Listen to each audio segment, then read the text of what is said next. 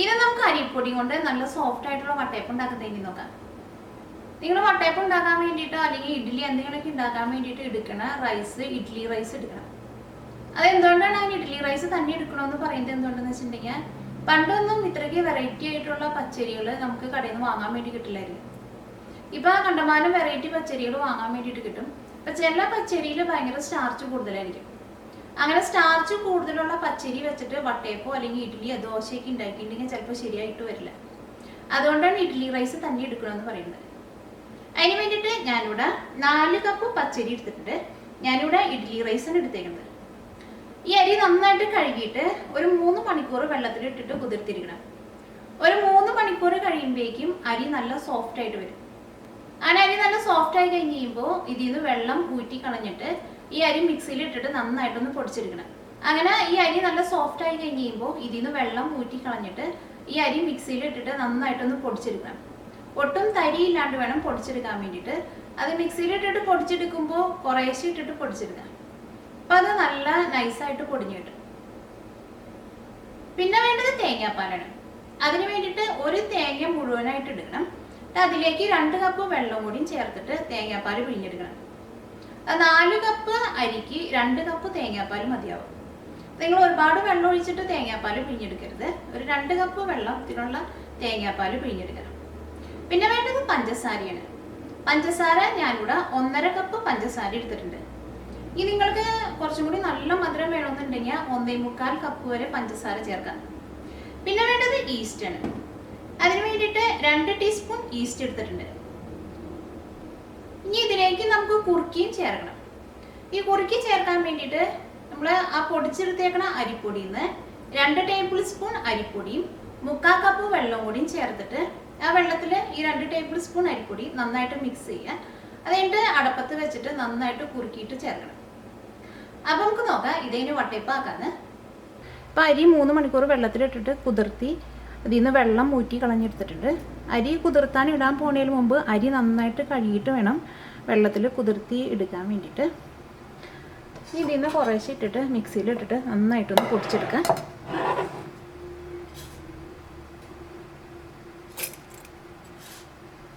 ഇതൊട്ടും തരിയില്ലാണ്ട് നല്ല നൈസ് പൊടിയായിട്ട് വേണം പൊടിച്ചെടുക്കാൻ വേണ്ടിയിട്ട്. ഇത് കുറേശ്ശെ ഇട്ടിട്ട് പൊടിക്കണം. അപ്പോൾ അത് പെട്ടെന്ന് പൊടിഞ്ഞു കിട്ടും. ഞാനിതിവിടെ നന്നായിട്ട് നല്ല നൈസായിട്ട് പൊടിച്ചെടുത്തിട്ടുണ്ട്. ഇത് കുറച്ച് വലിയൊരു പാത്രത്തിലേക്ക് പകർത്താം. അരി ഞാനിവിടെ നല്ല നൈസായിട്ട് പൊടിച്ചെടുത്തിട്ടുണ്ട്. ഇനി ഇതിൽ നിന്ന് 2 ടേബിൾ സ്പൂൺ അരിപ്പൊടി എടുത്തിട്ട് കുറുക്കിയെടുക്കണം. അതിന് വേണ്ടിയിട്ട് 2 ടേബിൾ സ്പൂൺ അരിപ്പൊടി എടുക്കുക. ഇതൊരു പാത്രത്തിലേക്ക് ഇടുക. ഇതിലേക്ക് 3/4 കപ്പ് വെള്ളം ചേർക്കാം.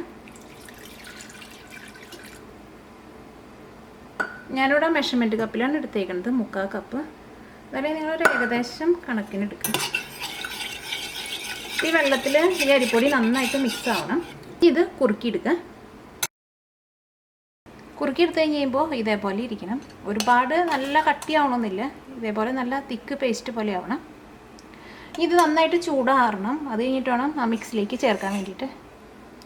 ഈ അരിപ്പൊടി നിങ്ങൾ മിക്സിയിലിട്ടിട്ട് പൊടിച്ചെടുത്ത് കഴിയുമ്പോൾ ചിലപ്പോൾ ഇതിങ്ങനെ ചെറുതായിട്ട് ഇങ്ങനെ കട്ട പിടിച്ച പോലെ ഇരിക്കുന്നുണ്ടാവും. അപ്പോൾ അത് കൈ കൊണ്ട് പറ്റാവുന്ന അത്ര ഇത് വിടിയിച്ചിടുക.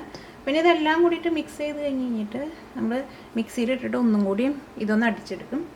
ഇതിലേക്ക് 1.5 കപ്പ് പഞ്ചസാര ചേർക്കുക. അത് നിങ്ങൾക്ക് നല്ല മധുരം വേണമെന്നുണ്ടെങ്കിൽ ഒരു 1.25 കപ്പ് വരെ പഞ്ചസാര ചേർക്കുക. 2 ടീസ്പൂൺ ഈസ്റ്റ് ചേർക്കുക. 2 കപ്പ് തേങ്ങാപ്പാൽ ചേർക്കുക. ഈ 2 കപ്പ് തേങ്ങാപ്പാലിൽ നിന്ന് മുഴുവനും ചേർക്കണ്ട. ഒരു 1.25 കപ്പ് നിങ്ങൾ ഏറ്റാദ്യം ചേർത്തിട്ട് മിക്സ് ചെയ്യുക. അല്ലെങ്കിൽ ചിലപ്പോൾ നിങ്ങൾ എടുക്കണ അരിയിൽ ചെറിയ വ്യത്യാസമൊക്കെ വന്നിട്ടുണ്ടെങ്കിൽ ചിലപ്പോൾ വെള്ളം കൂടുതലാവും. അപ്പോൾ ഏറ്റാദ്യം ഒരു 1.25 കപ്പ് തേങ്ങാപ്പാൽ ചേർക്കുക. ഇതെല്ലാം കൂടിയിട്ട് നന്നായിട്ടൊന്ന് മിക്സ് ചെയ്യുക. ഇതിലേക്ക് കുറുക്കി വെച്ചേക്കണത് ചേർക്കുക. ഇതിലേക്ക് 1/2 ടീസ്പൂൺ ഉപ്പും കൂടിയും ചേർക്കുക. ഇതെല്ലാം കൂടിയിട്ട് ഒന്നും കൂടി നന്നായിട്ടൊന്ന് മിക്സ് ചെയ്യുക. ഇനി ഇതൊന്നും കൂടി നന്നായിട്ടൊന്ന് മിക്സ് ആവാൻ വേണ്ടിയിട്ട് മിക്സിയിലിട്ടിട്ട് ഒന്നും കൂടി ഒന്ന് അടിച്ചെടുക്കണം. ആ ഈസ്റ്റും ഇതിൻ്റെ ഒപ്പം തന്നെ ചേർത്തിട്ട് അടിച്ചെടുത്താലും ഒരു കുഴപ്പമില്ല. സാധാരണ ആൾക്കാർ പറയാറുണ്ട് ഈസ്റ്റ് അങ്ങനെ മാവിൻ്റെ കൂടെ ഇട്ടിട്ട് മിക്സിയിലിട്ടിട്ട് അടിച്ചെടുക്കരുത്, ഈസ്റ്റ് പൊന്തി വരില്ല എന്ന്. പക്ഷേ ഈസ്റ്റ് അങ്ങനെ സെപ്പറേറ്റ് വെള്ളത്തിൽ കലക്കി മിക്സ് ചെയ്ത് അങ്ങനെ ചേർക്കേണ്ട ആവശ്യമില്ല. ഇങ്ങനെ മാവിൽ ഡയറക്റ്റായിട്ട് നമുക്ക് ചേർക്കാം. ഇത് മിക്സിയിലേക്ക് ഒഴിച്ചിട്ട് ഇതൊന്ന് അരച്ചെടുക്കാം. അപ്പോൾ ഇത് മിക്സിയിലിട്ടിട്ടൊന്ന് അടിച്ചെടുത്തിട്ടുണ്ട്. ജസ്റ്റ് ഒന്ന് കറക്കിയെടുത്താൽ മതി. അപ്പോൾ അത് നന്നായിട്ട് മിക്സായി കിട്ടും. ഈ ബാക്കിയുള്ളതും ഇതേപോലെ തന്നെ മിക്സിയിലിട്ടിട്ട് അടിച്ചെടുക്കുക. അപ്പോൾ മാവെല്ലാനും മിക്സിയിലിട്ടിട്ട് ഒന്നും കൂടി നന്നായിട്ടൊന്ന് അരച്ചെടുത്തിട്ടുണ്ട്. അപ്പോൾ ഇതിനകത്ത് ഒട്ടും തരിയില്ലാണ്ട് ഇതിനകത്ത് ഈസ്റ്റും നമ്മളാ കുറുക്കി ചേർത്തതൊക്കെ നന്നായിട്ട് മിക്സ് ആയിട്ടുണ്ട്. അപ്പോൾ വട്ടയപ്പത്തിനുള്ള മാവ് റെഡി ആയിട്ടുണ്ട്. ഇതിലേക്ക് ഞാനിവിടെ 1.25 കപ്പ് തേങ്ങാപ്പാലാണ് ചേർത്തത്. അത് നിങ്ങൾ എടുക്കുമ്പോൾ 2 കപ്പ് തേങ്ങാപ്പാൽ എടുക്കുക. എന്നിട്ട് ഈ അരിപ്പൊടിയിലേക്ക് തേങ്ങാപ്പാൽ മിക്സ് ചെയ്യുന്ന സമയത്ത് എല്ലാ തേങ്ങാപ്പാലും കൂടി ഒരുമിച്ച് ചേർക്കണ്ട. നിങ്ങൾ ചേർക്കുമ്പോൾ കുറേശ്ശെ ചേർത്തിട്ട് മിക്സ് ചെയ്തിട്ട് എടുക്കുക. അത് ചിലപ്പോൾ നമ്മൾ എടുക്കുന്ന അരിയിൽ ചെറിയ വ്യത്യാസം വന്നിട്ടുണ്ടെങ്കിൽ നമുക്ക് ആ കറക്റ്റ് 2 കപ്പ് തേങ്ങാപ്പാൽ ആവശ്യം വരില്ല. അപ്പോൾ തേങ്ങാപ്പാൽ എങ്ങനെ കൂടുതൽ ചേർത്തിട്ടുണ്ടെങ്കിൽ പിന്നെ ഈ വട്ടയപ്പത്തിൻ്റെ മാവിൽ വെള്ളം കൂടിപ്പോവും. അപ്പോൾ പിന്നെ നമുക്കൊന്നും ചെയ്യാൻ വേണ്ടിയിട്ട് പറ്റില്ല. ഇനി ഇത് മാവ് നല്ല സോഫ്റ്റായിട്ട് പൊന്തി വരാൻ വേണ്ടിയിട്ട് വെക്കുക. അത് നല്ല ചൂടുള്ള സ്ഥലത്തേക്കാണെങ്കിൽ ഒരു 2 അല്ലെങ്കിൽ 3 മണിക്കൂറിനുള്ളിൽ മാവ് നല്ല സോഫ്റ്റായിട്ട് പുളിച്ചിട്ട് പൊന്തി വരും. നല്ല തണുപ്പുള്ള സ്ഥലത്തേക്കാണെങ്കിൽ ചെറുതായിട്ട് വാമുള്ള സ്ഥലത്ത് വയ്ക്കുക. അപ്പോൾ അത് ഓരോ സ്ഥലത്ത് വെതറിലുള്ള വ്യത്യാസം അനുസരിച്ചിട്ടിരിക്കും ഈ മാവ് പൊന്തി വന്നത്. അപ്പോൾ നിങ്ങളത് മിക്സ് ചെയ്ത് വെച്ചിട്ടുണ്ടെങ്കിൽ ഇടയ്ക്ക് നിങ്ങളൊന്ന് ചെക്ക് ചെയ്ത് നോക്കണം. അല്ലെങ്കിൽ മാവ് നന്നായിട്ട് പൊന്തി വന്നിട്ടുണ്ടെങ്കിൽ പിന്നെ കുറച്ച് നേരം കഴിഞ്ഞ് കഴിയുമ്പോൾ ഈ മാവ് താഴത്തേക്ക് ഇരുന്ന് പോകും. അങ്ങനെ താഴത്തേക്ക് ഇരുന്ന് പോയിട്ടുണ്ടെങ്കിൽ പിന്നെ അത് വെച്ചിട്ട് വട്ടയപ്പം ഉണ്ടാക്കിയിട്ടുണ്ടെങ്കിൽ വട്ടയപ്പം ഈ അട പോലെ ഇരിക്കും. അതൊട്ടും സോഫ്റ്റായിട്ട് വരില്ല. അപ്പോൾ അത് ഒരു പ്രാവശ്യം ഉണ്ടാക്കി നോക്കുമ്പോൾ നിങ്ങൾക്കത് കറക്റ്റായിട്ട് അറിയാൻ വേണ്ടി പറ്റും. അപ്പം മാവ് നന്നായിട്ട് പൊന്തി വന്നിട്ടുണ്ട്. ഈ മാവ് ഞാനിവിടെ ഒരു 5 മണിക്കൂർ വെച്ചിട്ടുണ്ടായിരുന്നു. അത് നല്ല ചൂടുള്ള സ്ഥലത്തേക്കാണെങ്കിൽ കുറച്ചും കൂടി നേരത്തെ തന്നെ പൊന്തി വരും. ഇനി അത് ഞാനത് നന്നായിട്ടൊന്ന് മിക്സ് ചെയ്യാം. ഈ മാവിൽ നന്നായിട്ട് മിക്സ് ആയിട്ടുണ്ട്. ഇനി ഇത് നമുക്ക് വട്ടയപ്പം ചുട്ടെടുക്കാം. വട്ടയപ്പം ചുട്ടെടുക്കാൻ വേണ്ടിയിട്ട് ഞാനിവിടെ ഇതേപോലത്തെ ഒരു സ്റ്റീലിൻ്റെ പ്ലേറ്റാണ് എടുത്തേക്കുന്നത്. ഇതേപോലത്തെ സ്റ്റീലിൻ്റെ പ്ലേറ്റിൽ വെച്ചിട്ടാണ് സാധാരണ വട്ടയപ്പം ഉണ്ടാക്കുക. നിങ്ങളുടെ അടുത്ത് ഇതേപോലത്തെ പ്ലേറ്റ് ഇല്ലെങ്കിൽ ഇതേപോലെ റൗണ്ടിനെയുള്ള എന്തെങ്കിലും ഇതേപോലത്തെ എന്തെങ്കിലും ഒരു പാത്രം എടുക്കുക. ഇതിലേക്ക് ഓയിൽ നന്നായിട്ടൊന്ന് തേച്ച് കൊടുക്കാം. അപ്പോഴായിരിക്കും ആ വട്ടയപ്പം വെന്ത് കഴിഞ്ഞ് കഴിയുമ്പോൾ നമുക്കത് പെട്ടെന്ന് പാത്രത്തിൽ നിന്ന് എടുക്കാൻ വേണ്ടിയിട്ട് കിട്ടാം.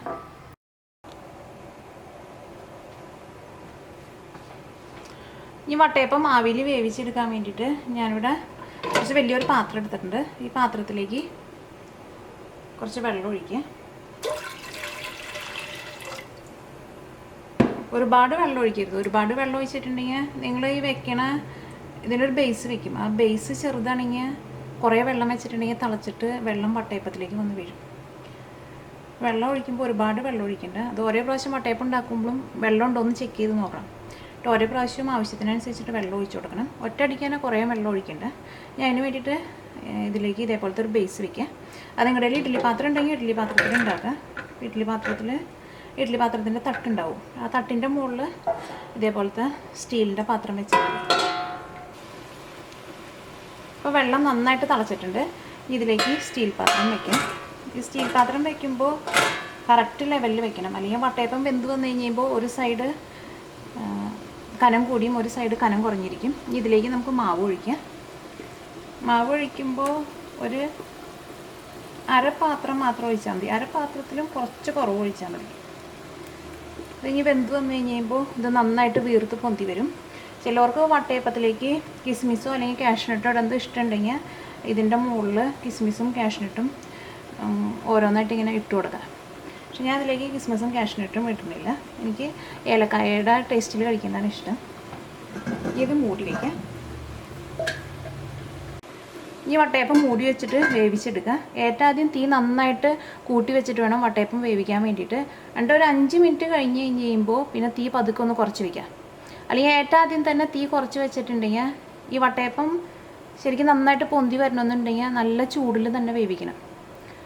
അപ്പോൾ ഏറ്റവും ആദ്യം നന്നായിട്ട് തീ കൂട്ടി വയ്ക്കുക. അത് കഴിഞ്ഞിട്ട് ഒരു 5 മിനിറ്റ് കഴിഞ്ഞ് കഴിയുമ്പോൾ പിന്നെ തീ പതുക്കെ ഒന്ന് കുറച്ച് വയ്ക്കുക. പിന്നെ തീ കുറച്ച് വെച്ചിട്ടുണ്ടെങ്കിൽ ഒരു 3-4 മിനിറ്റിനുള്ളിൽ വട്ടയപ്പം നമുക്ക് വെന്ത് കിട്ടും. ഒരു വട്ടയപ്പം വേവിച്ചെടുക്കാൻ വേണ്ടിയിട്ട് ഒരു 8 അല്ലെങ്കിൽ 9 മിനിറ്റൊക്കെ മതിയാവും. അപ്പോൾ വട്ടയപ്പം നമ്മൾ മൂടി വെച്ചിട്ട് ഒരു 5 മിനിറ്റ് കഴിഞ്ഞു. വട്ടയപ്പം നന്നായിട്ട് പൊന്തി വന്നിട്ടുണ്ട്. ഇനി തീ പതുക്കെ ഒന്ന് കുറച്ച് വയ്ക്കുക.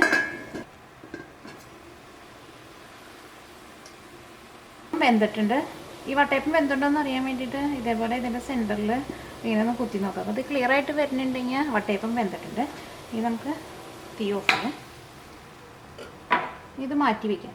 ഇത് നന്നായിട്ട് ചൂടാറി കഴിഞ്ഞിട്ട് വേണം പ്ലേറ്റിൽ നിന്ന് എടുക്കാൻ വേണ്ടിയിട്ട്. അപ്പോൾ വട്ടയപ്പം നന്നായിട്ട് ചൂടാറിയിട്ടുണ്ട്. ഈ സൈഡിൽ നിന്ന് പതുക്കെ ഒന്ന് വിരിയിച്ചു കൊടുത്തിട്ട് വേണം ഇത് എടുക്കാൻ വേണ്ടിയിട്ട്.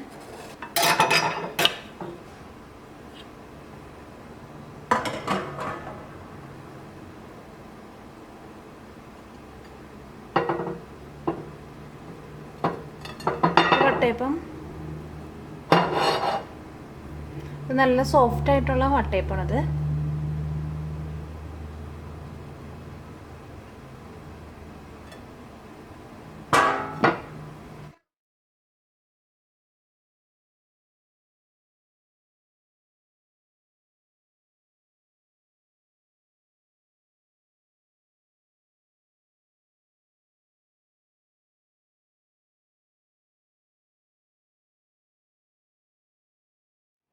ഈ വട്ടയപ്പം നല്ല സ്പോഞ്ച് പോലെ ഇരിക്കുക വട്ടയപ്പം.